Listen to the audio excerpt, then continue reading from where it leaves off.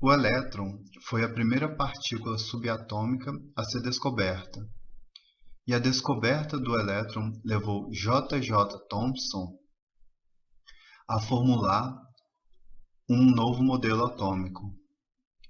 Nesse vídeo eu quero mostrar para vocês um pouco da história por trás da descoberta do elétron e como os cientistas descobriram que os raios catódicos nada mais é do que um feixe de partículas subatômicas, que hoje conhecemos como elétrons, saindo do cátodo indo em direção ao anodo.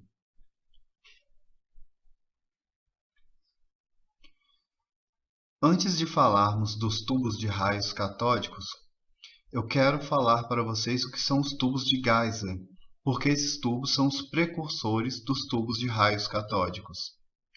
Os tubos de Geisler foram inventados no ano de 1857 por Henrik Geisler. Esses tubos consistem basicamente em um tubo com um eletrodo em cada extremidade. É feito vácuo parcial nesse tubo e inserido uma pequena quantidade de um gás específico. Quando esse gás é atravessado por uma corrente elétrica, ele vai produzir uma luz e a cor dessa luz vai variar de acordo com o gás. Esse gás era muito popular entre os cientistas para estudar o espectro de linha. Caso você não tenha assistido minha aula, onde eu falo sobre o nascimento da espectroscopia, eu vou deixar um link aqui do lado direito. Você pode clicar nele, ou então ir lá no canal, clicar em playlist e procurar a playlist do capítulo 1 de Química Geral, que todos os vídeos estarão em sequência. Conforme eu estava falando, a luz produzida por esse tubo, se você passar ela por um prisma ou uma grade de difração, você vai obter o espectro daquele gás. Porém, a maior parte da aplicação desses tubos era para caráter ornamental. Era dado diferentes formas ao vidro, porém o princípio de funcionamento era sempre o mesmo. Um tubo com um eletrodo em cada extremidade, com um gás rarefeito dentro dele. Eu vou mostrar um pequeno vídeo para que vocês possam observar como era o funcionamento desses tubos.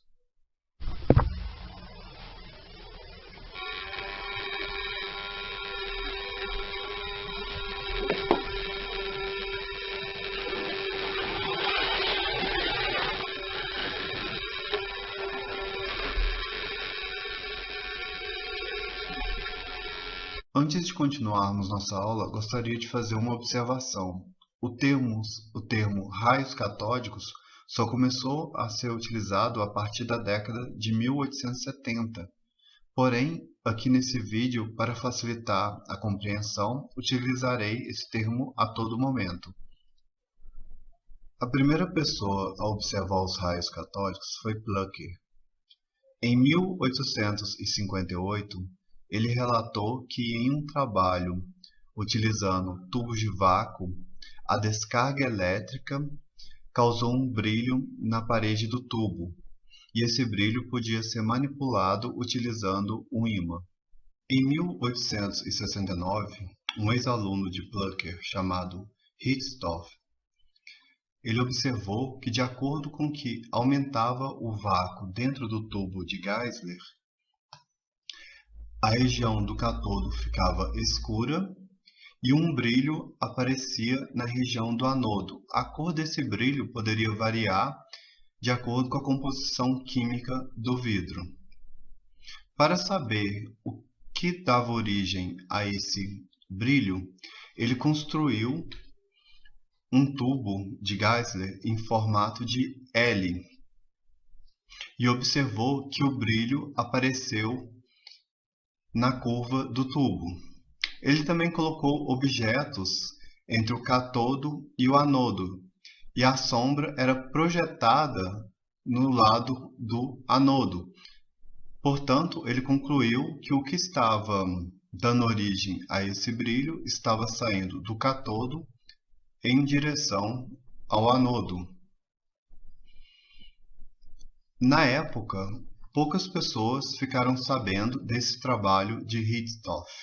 Na década de 1870, um cientista britânico chamado William Crookes, utilizando uma potente bomba de vácuo, percebeu que conforme ele removia os gases de dentro do tubo de Geisler, surgia um brilho no vidro próximo ao anodo e a região próxima ao cátodo ficava cada vez mais escura. Vou mostrar esse experimento aqui com fotos para ficar mais claro. Vou colocar aqui uma sequência de fotos para que vocês possam entender o que Crookes observou. Nessa primeira foto, temos um tubo de Geisler com uma pequena quantidade de gás dentro dele. Conforme a bomba de vácuo vai removendo esse gás, observamos que o brilho no vidro próximo ao anodo vai sendo intensificado e a região próxima ao cátodo vai ficando cada vez mais escura. Então, aqui temos cada vez menos gás dentro do tubo. E observamos que nessa última foto, a região próxima ao cátodo está completamente escura e o brilho no vidro próximo ao anodo foi muito intensificado. Antes de mostrar para vocês alguns experimentos realizados por Crookes, eu gostaria de falar a diferença entre os tubos de Geisler e os tubos de raios catódicos. A diferença é o vácuo. Como eu havia comentado com vocês no início desse vídeo, os raios catódicos, na verdade, são feixes de elétrons saindo do cátodo em direção ao anodo. Quando você tem um vácuo próximo ao ideal dentro do tubo, os elétrons são acelerados em direção ao anodo. Muitos desses elétrons passam direto e colidem com a parede do tubo. Quando você tem muitas moléculas de gás dentro do tubo, os elétrons vão colidir a todo momento com essas moléculas. Por isso você não observa esse brilho produzido pelo vidro do tubo, tá? Então, quando você tem vácuo, os elétrons são acelerados, colidem com o vidro, transferem energia e o vidro produz essa luz. O porquê dessa luz, né, como que é esse processo de emissão de luz, vamos estudar na aula sobre o modelo atômico proposto por Bohr, tá? A princípio, é interessante você saber que os raios catódicos são invisíveis e você observa ele de forma indireta, tá? Nesse caso aqui, ó, o vidro está produzindo esse brilho. Nesse caso aqui é colocado uma placa fluorescente dentro do tubo, né, para que você possa observar o comportamento dos raios catódicos. E em outros casos, né, eu vou já explicar esse experimento, Crookes colocou uma roda com pás, né, que ele também confirmou a direção em que os raios catódicos estão indo, né, que é do cátodo para o anodo. Crookes fez vários experimentos com raios catódicos. Aqui eu vou colocar alguns dos mais famosos para vocês terem uma ideia de como eram esses experimentos.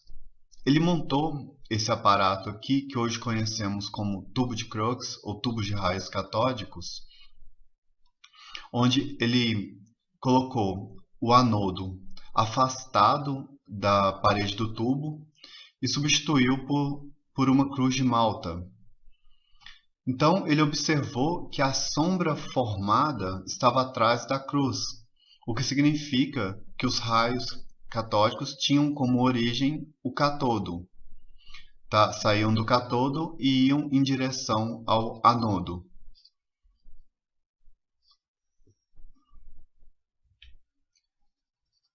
Ao aproximar um ímã, ele observou, né, que essa sombra mexia, né?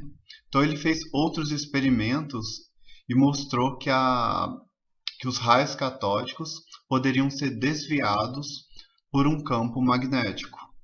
Crookes foi além nas suas investigações e inseriu uma roda com pás dentro de um tubo de raios catódicos.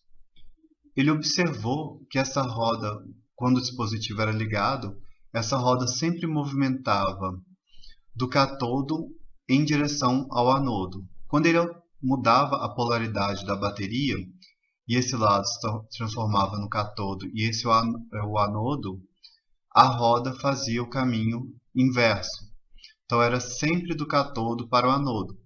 Isso foi mais uma prova de que os raios catódicos saíam do cátodo em direção ao anodo. Crookes acreditava que os raios catódicos eram partículas e possuíam massa, e que esse movimento dessa roda era ocasionado pelo choque dessas partículas com a pá dessa roda. Então esse choque fazia com que essa roda girasse na direção do anodo. Porém, essa não era a principal explicação para esse experimento. A principal explicação era que os raios catódicos aqueciam essas pás, esse calor era transferido para o gás próximo a ela, esse gás expandia, causando um aumento de pressão, e a diferença de pressão entre as pás que fazia com que essa roda girasse em direção ao anodo. Lembrando que isso não é um vácuo perfeito. Isso seria semelhante ao que observamos, né, no experimento do radiômetro de Crookes. Quando acendemos uma lâmpada próximo a esse dispositivo, observamos que essas hélices começam a girar e sabemos que a luz não possui massa. Portanto, naquele momento não existia nenhuma maneira de comprovar que os raios catódicos eram partículas e possuíam massa. Para provar que os raios catódicos eram partículas, novas evidências precisavam surgir.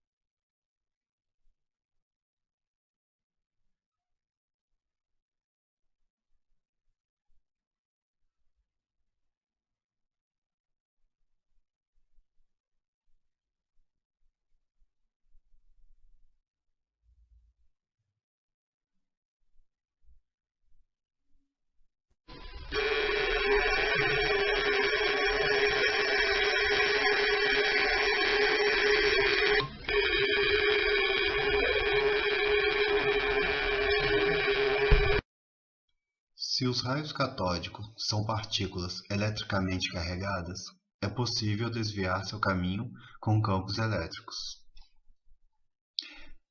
O físico alemão Heinrich Hertz ele tentou desviar os raios catódicos utilizando um campo elétrico.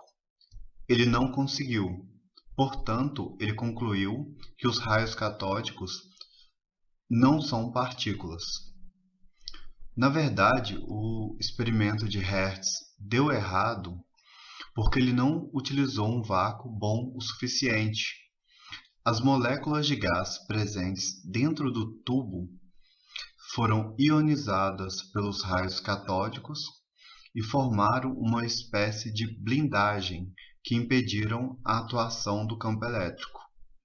Em 1895, o físico francês Jean Perrin comprovou que os raios catódicos possuíam carga negativa. Os cientistas se dividiam nesse momento em dois grupos: os que acreditavam que os raios catódicos eram algum tipo de onda eletromagnética e os que acreditavam que os raios catódicos eram partículas. Quem resolveu esse mistério foi um físico britânico chamado J. J. Thomson. Para Thomson, todas as evidências apontavam para o fato de que os raios catódicos eram partículas, exceto o experimento feito por Hertz. Thomson queria saber o que tinha dado errado. Ele suspeitou que os gases residuais dentro do tubo de vácuo afetaram o experimento feito por Hertz. Portanto, era necessário um vácuo melhor. Depois de muitas tentativas, Thomson obtém sucesso e consegue desviar os raios catódicos utilizando um campo elétrico. Agora não restava mais dúvida. Os raios catódicos eram partículas. Aqui eu coloquei um esquema simplificado do aparato utilizado por Thomson. Temos um cátodo, um anodo com um orifício no centro, duas placas metálicas, e aqui na parede do tubo, foi feita uma marcação para medir a deflexão sofrida pelo raio. Eu vou mostrar uma animação, isso vai ficar mais claro. Eu gostaria de enfatizar que quando Thomson realizou esse experimento, já tinha sido inventado bombas de vácuo muito melhores do que as utilizadas por Hertz. Isso também ajudou muito Thomson a obter sucesso. Eu vou mostrar para vocês uma animação com uma versão moderna do experimento feito por Thomson. Porém, antes, eu gostaria de fazer algumas observações. Com esse experimento, Thomson queria verificar se os raios catódicos eram desviados por um campo elétrico. Para criar esse campo elétrico, ele utilizou duas placas. Quando essas placas estiverem eletrizadas, por exemplo, essa com carga positiva e essa com carga negativa, um campo elétrico vai surgir entre elas. Se uma partícula com carga negativa atravessa esse campo, ela vai ser atraída pela placa carregada positivamente e repelida pela placa com carga negativa. Cargas opostas se atraem e cargas iguais se repelem. Portanto, se os raios catódicos forem partículas carregadas negativamente, eles serão desviados por esse campo elétrico, vão sofrer deflexão. Essa deflexão ele vai conseguir observar através dessas marcações feitas aqui na parede do tubo. Então, lembrando, os raios catódicos são invisíveis, na verdade são feixes de elétrons. Portanto, às vezes é interessante utilizar algum tipo de material fluorescente aqui também nessa parte do tubo para facilitar a visualização. Aqui temos um cátodo e dessa parte temos um anodo, porém esse anodo ele tem um orifício no centro dele. Os raios catódicos, a maior parte, vão colidir e uma pequena parte vai passar através desse orifício, formando um feixe fino, que vai passar por esse campo e sofrer deflexão, comprovando assim que os raios catódicos são partículas. Eu vou mostrar agora a animação para vocês. Vocês vão observar que quando essas placas não estão eletrizadas, nada vai acontecer, o feixe de raios catódicos vai seguir seu caminho normal. Quando elas são eletrizadas, ele vai ser desviado e manipulando, alterando esse campo elétrico, essa deflexão também vai variar. Então, ora eu vou colocar essa aqui como placa positiva, ora ela vai estar como negativa, e essa aqui é a mesma coisa. Então vocês vão observar pela animação e isso vai ficar mais claro. Observe que inicialmente as placas não estão carregadas, portanto, não existe um campo elétrico entre elas, e os raios catódicos não estão sofrendo deflexão. Agora eu vou carregar a placa de cima com carga positiva e a de baixo com carga negativa. Observe que os raios catódicos estão sofrendo deflexão. Agora vou carregar a placa de baixo com carga positiva e a placa de cima com carga negativa. Observe que os raios catódicos são sempre atraídos pela placa positiva e repelidos pela placa com carga negativa. Portanto, podemos concluir que os raios catódicos são partículas com carga negativa.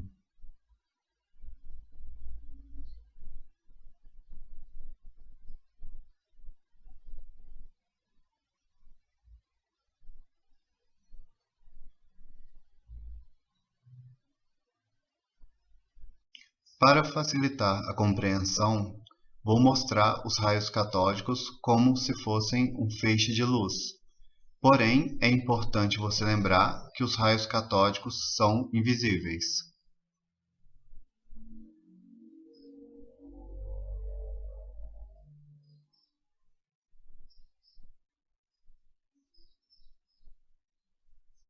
É importante vocês saberem que não foi Thomson que sugeriu o nome elétron. Ele chamava a partícula subatômica descoberta por ele de corpúsculo. Só depois de alguns anos que ele e a comunidade científica adotaram o nome elétron. Esse nome tinha sido sugerido em 1891 pelo físico irlandês George Stoney. Utilizando os campos elétricos e magnéticos, Thomson conseguiu obter informações suficientes para calcular a razão carga-massa do elétron. É importante ressaltarmos que Thomson não sabia nem a carga nem a massa do elétron. Quem descobriu o valor da carga e da massa do elétron foi o físico americano Robert Millikan, mais de 10 anos depois, em um experimento que ficou conhecido como a experiência da gota de óleo. Através desse experimento, Millikan obteve um valor da carga do elétron muito próximo ao que conhecemos atualmente. Como Thomson já havia descoberto a razão carga-massa do elétron, Millikan substituiu o valor da carga e encontrou o valor da massa, através dessa equação. O fato de Thomson não saber nem o valor da carga, nem o valor da massa do elétron não foi um obstáculo para ele. Thomson comparou a razão carga-massa do elétron com a razão carga-massa do menor átomo que existe, que é o átomo de hidrogênio. Lembrando que nessa época os cientistas não sabiam da existência de partículas subatômicas. Portanto, a massa do átomo de hidrogênio era a menor massa conhecida.